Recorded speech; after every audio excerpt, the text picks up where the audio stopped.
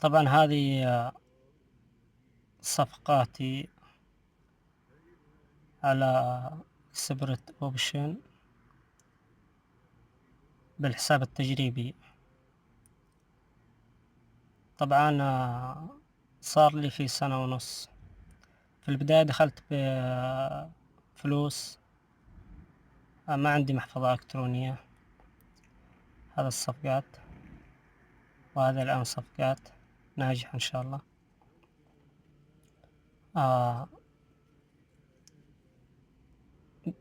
التحويل دائما أحول من الصراف، إيداع من الصراف، تحويل للصراف.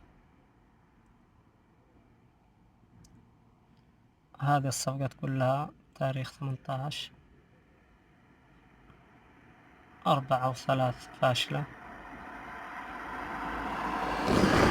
طبعا أدخل أنا في الوقت فاضي أنا فيه فقط ممكن 10 دقائق 20 دقيقة. فأول ما دخلت أصلا كان عندي 10,000 بس. دائما أنا لما أدخل أقضي فراغي وقت المتاح، ما أتداول بس أتابع السوق. فقلت يعني خلاص بجرب أشوف دراستي وتحليلي مضبوطة ولا لا.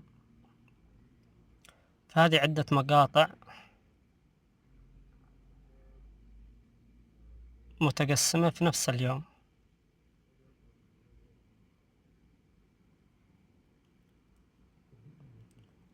كسبنا هذه الصفقات.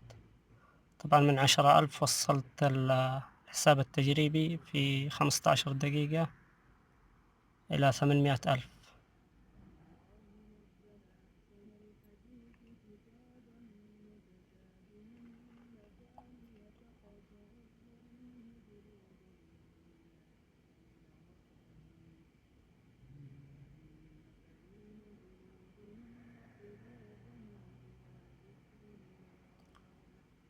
كان السوق طبعا متحرك ما شاء الله، فاستغليت الفرصة.